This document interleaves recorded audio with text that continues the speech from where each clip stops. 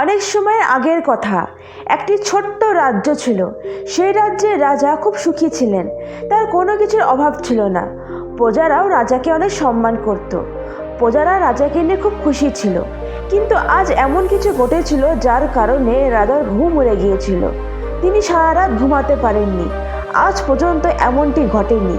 আজ পর্যন্ত কেউ রাজার সাম্রাজ্য আক্রমণ করার চেষ্টাও করেনি। কিন্তু আজ প্রতিবেশী রাজ্য এই ছোট্ট রাজ্যতে আক্রমণ করতে চলেছে। আজ সম্রাটের মনে পড়তে শুরু করেছে 25 বছর আগের সেই দিনের কথা, যখন সে সম্রাট ছিল না, ছিল শুধু একজন সেনাপতি, এবং সে তার সম্রাটের আদেশ মেনে যুদ্ধের প্রস্তুতি নিচ্ছিল। কিন্তু সেদিন তার মনে কোনো সংশয় ছিল না। কোনো বিষয়কে নিয়ে তাকে সিদ্ধান্ত নিতে হয়নি। তাই সে শান্তভাবে সেসবের প্রস্তুতি নিচ্ছিল। কিন্তু সম্রাট আজ দ্বিধাগ্রস্ত আছেন।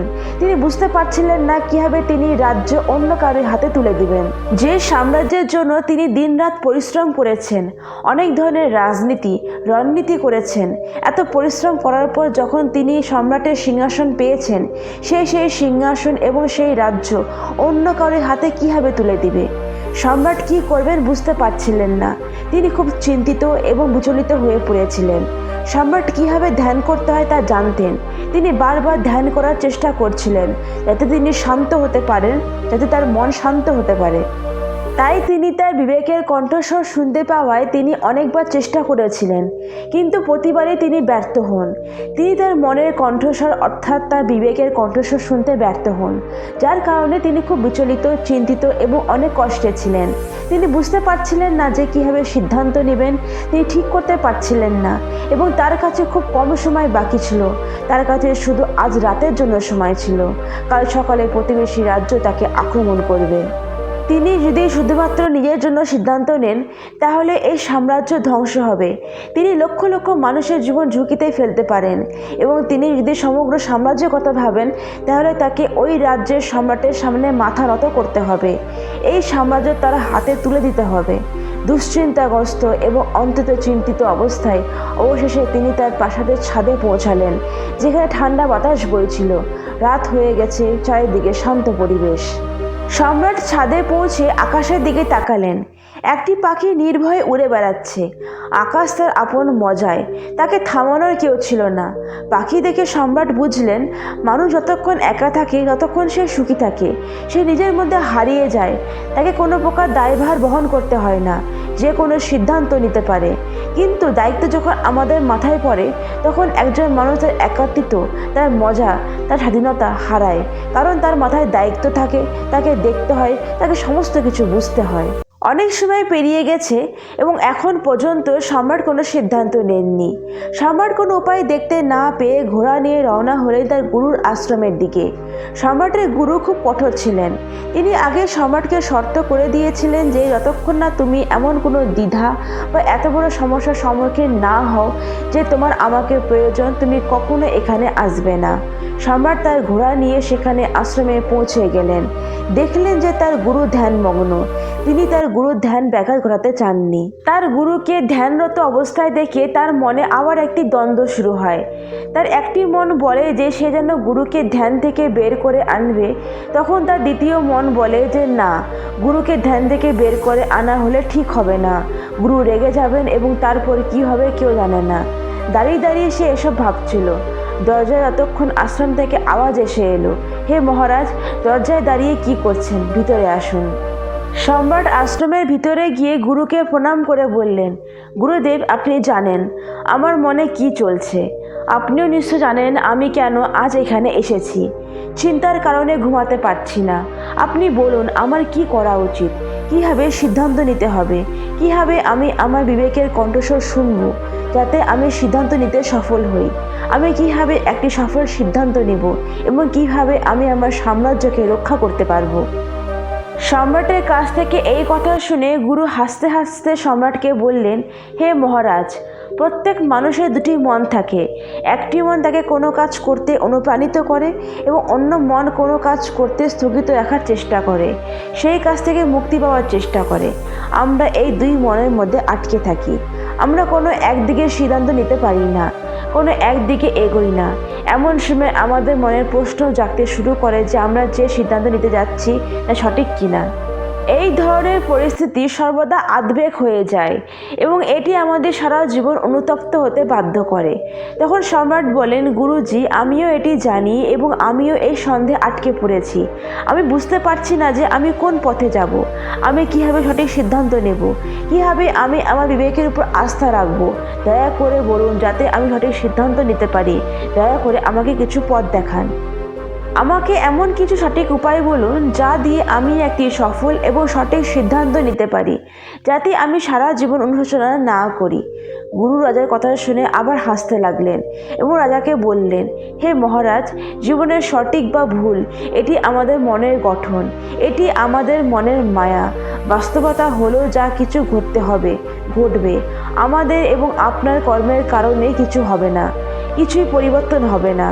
কিন্তু তবুও আমাদের অহংকার, আমরা ভাবতে শুরু করি যে আমরা যা চাই তাই করব এবং সব কিছু ঠিক যেমন আমরা চাই তেমনই ঘটবে। আমরা মনে করি যে আমরা আমাদের সিদ্ধান্তের মাধ্যমে বিশ্বকে পরিবর্তন করতে পারি এবং তাই আমরা সঠিক।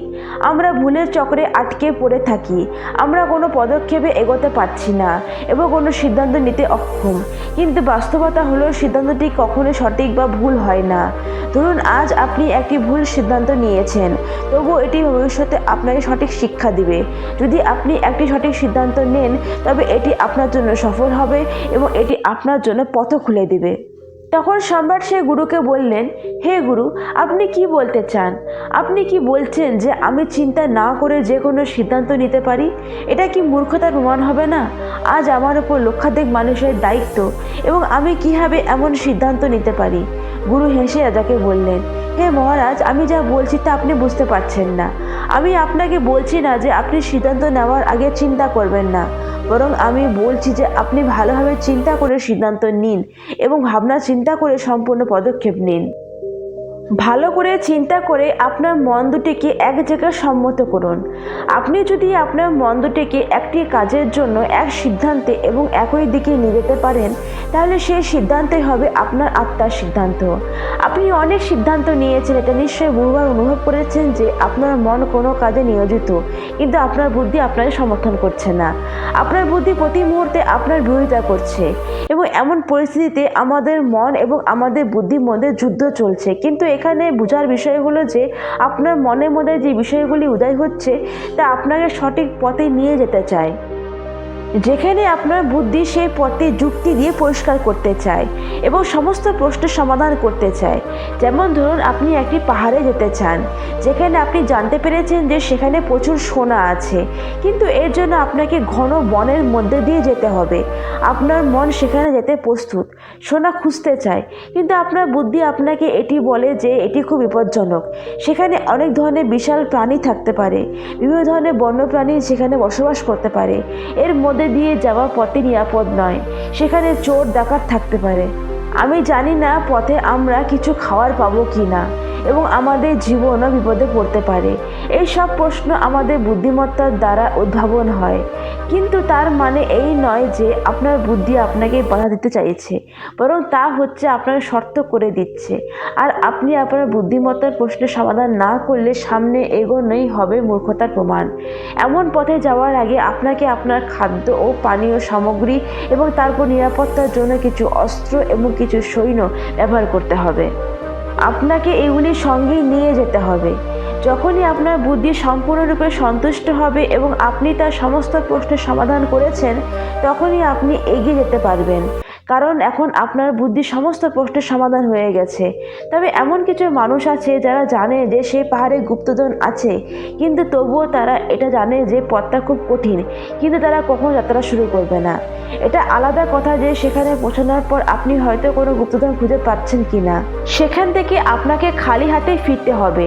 তবে আপনাকে সত্যটি জানতে হবে যে যা ঘটতে যাচ্ছে তা ঘটবে, তাতে আফসোস করার কোনো মানে নেই। আপনি আপনার সাধ্যমতো চেষ্টা করেছিলেন, আপনি আপনার সমস্ত প্রচেষ্টা করেছিলেন, কিন্তু এর পরেও যদি আপনি সফলতা না পান, তাহলে তার মানে আপনার জন্য যা হওয়ার কথা ছিল তা সেখানেই ঘটেছে, তাতে আফসোস করে লাভ নেই। তবে আমাদের এভাবে চলতে দেওয়া উচিত নয়, সেখান থেকে আমাদের কিছু শেখা উচিত। অভিজ্ঞতা, এখান থেকে শিখুন, তারপরে আপনার প্রচেষ্টাকে আরও উন্নত করুন। শুধুমাত্র এই জিনিসটির উপর কাজ করা উচিত এবং নিরর্থকভাবে বসে থাকা উচিত নয়। আমি আপনাকে কেবল বলতে চাই যে আমরা বিবেকের কণ্ঠস্বর শুনি যখন আমাদের উভয় মন এবং আমাদের বুদ্ধি একটি বিষয়ে সম্পূর্ণ একমত।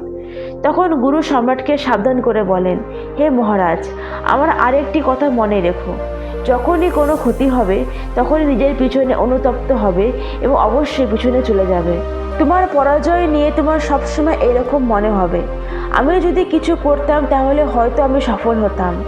এই অনুশোচনা তোমার মধ্যে থাকবে যে তুমি ব্যর্থ হয়েছো, তার পিছনে তোমার কাজে দৃশ্যমান হবে। একজন ব্যক্তি ব্যর্থ হয়, সে মনে করে যে আমি যদি এই কাজটি সেভাবে বা তার নির্দেশ অনুযায়ী করতাম তাহলে হয়তো আজ আমি সফল হতাম। কিন্তু বাস্তবটা হলো আপনি কি কখনোই করতে পারবেন না। আপনি বুঝতে পারছেন না যে আমাদের সাথে বা আপনার সাথে কি সিদ্ধান্ত নেওয়া হয়েছে এবং আপনার সাথে কি ঘটতে যাচ্ছে। হ্যাঁ, এটি একটি ভিন্ন বিষয়। শুধুমাত্র কিছু সতর্ক এবং সচেতন মানুষই জানেন যে ভবিষ্যৎ তাদের সাথে কি ঘটতে যাচ্ছে, তাই তারা কখনোই সে ঘটনা ঘটার জন্য অনুতপ্ত হবেন না, কারণ যা ঘটতে যাচ্ছে সে সম্পর্কে তারা পুরোপুরি সচেতন এবং তারা সর্বাত্মক চেষ্টা করে।